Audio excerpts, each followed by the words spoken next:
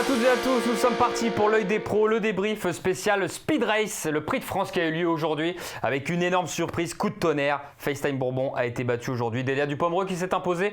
On a même perdu Davidson Dupont pendant l'épreuve, bref il s'est passé plein de choses. Petit peloton, mais plein de choses, donc tant mieux, on va pouvoir l'évoquer avec les professionnels qui sont avec moi aujourd'hui. Alors il y en a un peu partout, il y a Gilles Curens qui est avec moi, il est chez lui, Charles Motier, il doit encore travailler donc on va se dépêcher. Salut Charlet, et on a Thierry Duval d'Estaing qui est sur la route, donc on n'a pas l'image je crois Thierry, on n'aura que le son, c'est déjà pas mal. Salut les gars. Je vous entends pas plus que ça, mais bon, ça devrait aller quand même. Bon, je le disais, on a eu un prix de France un peu à rebondissement. Tiens, je vais aller voir Thierry tout de suite, qui était sur place. Comment ça a été vécu ce coup de tonnerre FaceTime Bourbon battu ? Beaucoup d'interrogations dans les tribunes de Vincennes, hein. Enfin dans les tribunes, dans les box, pardon. Dans les box. Faute de Davidson, il court tout seul, FaceTime. Et une fois que Bayakeno était rangé derrière lui au millimètre, il a plus qu'à aller gentiment, je veux dire. Dans l'ensemble, les observateurs pensent qu'il a démarré bien trop tôt, bien Goup, hein. Il a pas préservé sa Ferrari trop, quoi. Bah écoute, au moment où tu parles, là on va diffuser la course, on va la diffuser en entier. 9 partants pour débuter. Finalement, dans cette course, FaceTime a pris un super départ. Billy de Montfort a pris le meilleur départ de cette épreuve. Aetos Chronos, Franck Nivard a choisi de reprendre et de se mettre derrière. On a Davidson Dupont qui a fusé à l'extérieur aussi pour s'installer dans les chevaux de tête. Delia Dupomereux a repris, Eric Raffin avait choisi de ne pas se mêler de la course. Et là, au moment où je vous parle, on est à mi-descente.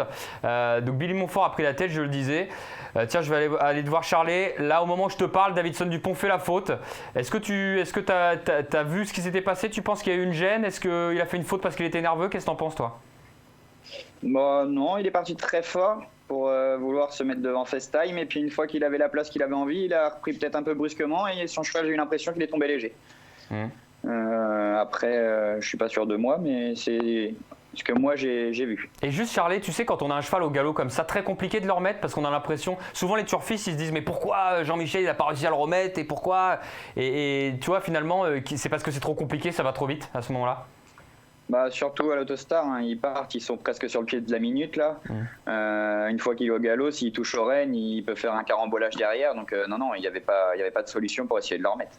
Là les gars, on sort du premier tournant. Les chronos sont assez, alors je les ai pas devant moi, mais on était en 6 et après on était en 7. Là au moment où je vous parle, FaceTime Bourbon est en tête, Bayakeno qui fait le forcing, qui finalement va pouvoir se ranger dans son dos. Gilles, je vais venir te voir. Comme disait un peu Thierry. Moi, je peux le dire aussi, je ne comprends pas Björn Goup à ce moment-là. Est-ce que le cheval tire trop ou pas, selon toi ? Je ne suis pas sûr. On a entendu à la télé tout à l'heure, parce que j'ai regardé ça de chez moi, qu'il y avait une œillère qui était moitié descendue au moment où Bayakeno est venu à côté de lui. C'est possible, mais bon, le cheval, quand on regarde les images, il ne donne pas tellement l'impression de tirer. Et en plus de ça, ce cheval-là, il a couru de nombreuses reprises, toute distance, on ne l'a jamais vu tirer. Donc, je ne suis pas sûr qu'il tire. Je suis pas sûr. Là, on est dans le dernier tournant. Là, il y a 50 mètres d'écart, 60 mètres d'écart entre FaceTime Bourbon et Delia Dupomereux. Entrée de ligne droite, on ne va pas se mentir, on pensait que c'était fait, hein, Thierry. Je veux dire, c'est la stupéfaction quand même de le voir un peu s'arrêter. C'est clair, un mi-tournant, j'étais à côté de deux personnes, on se dit c'est plus facile qui va gagner. Voilà ce qu'on s'est dit. Et puis finalement, il a raccourci le rythme énormément. Apparemment, il finit sur le pied de 13 et la jument, elle finit sur le pied de 7. Donc c'est carrément raccourci l'allure, hein, qui a les jambes lourdes. Et puis Eric Raffin, il l'a accueilli aux abords du poteau, quoi. Alors Eric, on a vu sa joie au passage du poteau. Eric Raffin, il faut savoir qu'il remporte pour la première fois ce groupe 1, hein, c'était exceptionnel pour lui. 31 ans après Jean Raffin, son père, l'émotion était là. Charlet, toi tu l'as vécu, tu étais chez toi, hein, quand tu as vécu la course ? Ouais, j'étais chez moi. Non, c'était super, hein. Moi je suis super heureux pour la jument et son entourage parce qu'elle méritait de gagner une belle course comme ça. Et pour le coup, c'est le meilleur driver qui a gagné. Ouais, c'est là où j'allais en venir. On n'est pas là pour accabler les collègues, on le sait, on n'est pas là, mais juste pour l'analyser, on a l'impression que Björn, en plus on est un peu chauvin, mais on a l'impression qu'Eric Raffin il lui a donné une leçon un peu aujourd'hui, hein, Gilles. Oui, tout à fait. Eric Raffin, il est au sommet de son art actuellement, ça fait 2 ans. Même que ça fait une dizaine d'années qu'il est sur le podium tout le temps des 3 meilleurs drivers, hein, Sulky d'Or. Il était tout le temps 3e pendant très longtemps derrière Jean-Michel Bazir et Franck Nivard. Depuis 2 ans, il est Sulky d'Or et il domine largement les courses. Hein. Et effectivement, aujourd'hui, il a été intelligent, il a fait gentil, il les a laissés dérouler devant. Et puis il a su exploiter sa jument, lui conserver sa pointe et évidemment un Raffin au sommet de son art. Moi je suis très content pour lui. 31 ans après son père, c'est formidable et il lui manquera maintenant plus que le prix d'Amérique et il aura gagné vraiment les plus grandes courses de Vincennes. C'est vrai. Alors j'ai pas parlé du chrono, 1,9,8, sacré chrono évidemment, ça a roulé.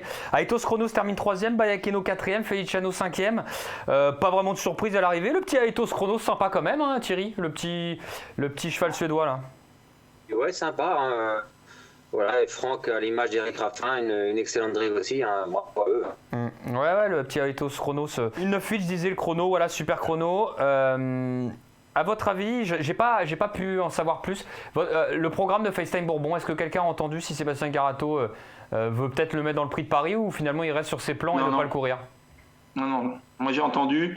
Non, Sébastien il a déclaré qu'il dira que le cheval allait courir le prix de sélection comme c'était prévu. À mon sens, il aurait peut-être couru le prix de Paris s'il avait gagné aujourd'hui, parce qu'il aurait pu tenter la triple couronne. Mais n'ayant pas gagné aujourd'hui le prix de France, la triple couronne c'est mort, donc il va rester sur le prix de sélection. Prix de Paris qui se trouve ouvert, ce prix de Paris les gars, au final on n'a pas encore les partants définitifs. Tiens Thierry, je vais venir te voir, déjà félicitations pour Flamme du Goutier, hein, un groupe 1 aujourd'hui, bravo. Le prix des Centaures. Tiens, dis-nous un peu ton sentiment, voilà, comment tu l'as vécu, tu étais sur place, tu t'es dit quoi au passage du poteau? Très content. Après, comme j'ai dit, on aurait pu être 3e, c'était pareil, hein, ça s'est joué à rien dans l'histoire de poche. Mathieu Moutier, il a failli la gagner, comme Eric Raffin. Voilà, on a eu la chance avec nous et la jument est courageuse. Et puis surtout, Antoine Vels a monté une belle course. Il a fait l'intérieur de Freeman de Well. C'est là qu'il a gagné la course. Donc, ouais. Donc ma jument, elle va aller sur le prix de Paris, exactement. Ah, super. Et puis, il y aura des Bro qui, à mon avis, elle est faite pour le prix de Paris. Cette jument, elle tire pas, tout ça. Et puis, Monivi et puis toute la compagnie. Là, donc, ça va être une belle course. Ouais, ça peut être intéressant. On sait que FaceTime Bourbon, visiblement, ne va pas courir. Je ne sais pas ce que va faire Davidson Dupont, ni Delia. Mais on va arriver sur des chevaux voilà, qui ont fait le meeting entier. Bon, toi aussi, tu as fait le meeting, mais ça peut être un prix de Paris intéressant. Là, avant le coup, on n'a pas les partants. Charlet, le prix de Paris, est-ce que tu as une idée déjà de qui pourrait t'intéresser ou pas? Il faudra avoir les partants. Ça va être une belle course, je pense. Okay. Ça va être beaucoup plus ouvert, sachant que FaceTime Bourbon ne sera pas là. Après, il y aura aussi Davidson Dupont qui sera là, normalement. Donc, je pense, ouais. Ce sera une super opportunité pour lui de remporter son groupe 1 cet hiver. Ok, avant de vous laisser les gars, parce qu'on a un œil des pros assez facile à débriefer, peu de partants, qu'est-ce qu'on peut en conclure de ça? Voilà, FaceTime Bourbon, ça reste le crack des cracks, Gilles, on va pas lui en vouloir. C'est plutôt son driver qui a fait une faute aujourd'hui. Ouais, peut-être que son pilote aujourd'hui était un petit peu chaud. Et évidemment, c'était le meilleur cheval de la course et il aurait pu facilement remporter cette course. Je suis du même avis que Thierry disait, vu que Davidson était au galop, qui était plus dans la course de bonheur. Thierry avait raison, a raison. Je pense qu'il pouvait gagner facilement. Bon, ça arrive, même les grands drivers, ils font des petites erreurs de jugement. Et donc ça peut arriver à tout le monde. Ce qu'il faut retenir, c'est que le match du prix de Paris, on parlait du prix de Paris, va être intéressant, puisque Davidson Dupont finalement n'a pas gagné une course du meeting. Il a beaucoup couru et puis il n'a pas gagné. Donc Jean-Michel Bazir va avoir à cœur de remettre les pendules à l'heure. Moi, c'est pas parce que Thierry est avec nous, mais j'aime beaucoup sa jument. Elle revient du monté, ça l'a peut-être un petit peu endurci. Avant ça, elle avait gagné à l'attelage de belle façon. Donc ça peut être, ça va faire un outsider spéculatif et je pense que la course va être intéressante. Ok Gilles, bah écoute, on a bientôt terminé. Charlie, avant de te laisser, voilà le mot de la fin. Qu'est-ce que tu retiens toi? Une Delia héroïque, voilà, un Eric Raffin inspiré, c'est ça que tu retiens de cette épreuve? Bah ouais, surtout les drivers. Voilà, c'est là qu'on voit qu'il n'a pas volé ces deux sulky d'or. Donc non, c'était beau et l'émotion après course était aussi très belle et c'est pour ça qu'on fait ce métier-là. Ok, ouais, non, c'est vrai que c'était assez incroyable. Thierry, on va te laisser reprendre la route. Hein. Tu t'es arrêté spécialement pour nous, on te remercie. Et je voudrais dire aussi qu'il ne faut pas sous-estimer la performance d'Elias Pomereux. et à Sylvain Roger et à son propriétaire, M. Lulic. Donc, des fois, on a tendance à faire plus de secondes que du vainqueur. Et là, c'est elle qui a gagné la course et c'est toute son équipe qui a gagné la course. Donc, c'est une belle gagnante aussi. Ouais, bah écoute, ça sera le mot de la fin. Voilà, comme je disais, un petit débrief concernant cette ED Pro spéciale Prix de France Speed Race. Et les amis, bah moi je vous donne rendez-vous dans 2 semaines. Il y a le Prix de Paris, la Marathon Race. On se retrouvera pour cet événement-là. Entre-temps, portez-vous bien. Merci d'être toujours présents. Et puis rentrez bien pour ceux qui sont sur la route. Merci Gilles Curens, merci Charles Motier, merci Thierry Duval-Destin. Salut les gars. Merci. Au revoir. Salut tout le monde. Et nous on se retrouve, vous l'avez compris, dans 2 semaines. Merci d'être toujours aussi fidèles donc à ce programme. Pardon, on n'avait pas Pierre-Charles Boudot au fait qui avait fait le débat avec nous. Il était dans l'avion tout simplement. Il ne pouvait pas être avec nous. Voilà. Allez, je vous embrasse et à dans 2 semaines. Salut.